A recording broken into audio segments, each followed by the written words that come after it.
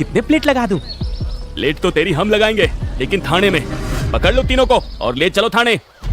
झोलामल, घोचू और भोंदू को एक दूसरे सिपाही ने पकड़ लिया।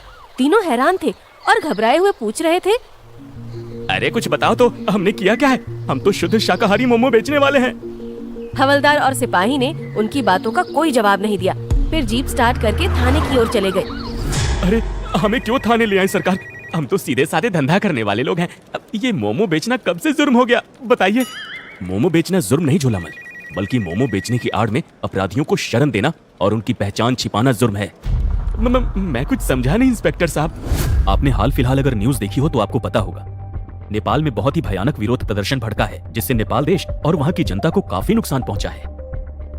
इन्हीं दंगों के चलते वहां की जेल में बंद कुख्यात नेपाली अपराधियों का ग्रुप छूटकर किसी तरह भारत में आ गया है, जिनकी तलाश एसटीएफ और पुलिस कर रही है। मालिक और बनवा लो मोमोज, मुझे तो कुछ भी नहीं मालूम साहब। अरे बंटाधार चुप कर। नेपाली दूतावास ने भारत सरकार से उन अपराधियों को जल्द से जल्द पकड़कर हमें उनके हवाले करने का अनुरोध किया है, ताकि भारत में रह रहे ईमानदार नेपालियों और नेपाल देश की छवि ना धूमिल हो पाए। इसलिए हमने एडवाइजरी जारी की थी कि किसी भी अनजान व्यक्ति, खासकर नेपालियों को अपने यहाँ रहने या काम करवाने से पहले उसका आईडी प्रूफ लेना जरूरी है, जो आपने कम पगार देने की लालच में तेजा से नहीं लिए। आपका बंदा हमें सड़क पर चैन छीनता हुआ मिला और इसलिए वो आपके ठेले पर कम पैसे में मगर अपनी पहचान छिपाकर काम करता था। अब हम क्या करें? इसे आपके गिरोह का सदस्य मानकर आप सभी को हवालात में बंद कर दें? अरे नहीं साहब, मामूली से व्यापार करने वाले लोग हैं। अरे बोल ना भोंदू, हमसे फिर एक बड़ी भूल हो गई, हमें माफ कर दीजिए सर।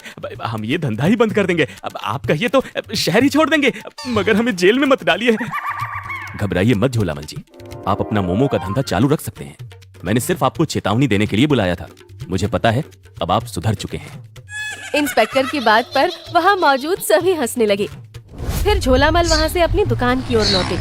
रास्ते में घोचू ने उनसे पूछा, हाय दैया सेठ जी, अब क्या होगा? हमने अभी नेपाली मोमो बनाने का पूरा तरीका तो सीखा ही नहीं था। तब तक तेजा को ले गए उसके जीजा। अब कौन खाने आएगा हमारे देशी मोमो? अरे मूर्ख, जिसका नाम बाजार में बन गया सो बन गया। अब हम जैसा भी माल बना के दे देंगे, लोग आएंगे भी और खाएंगे भी। वैसे भी झोलामल की घास भी ऊंचे दाम पर बिक जाती है। तीनों बात करते हुए अपने ठेले की ओर निकल गए।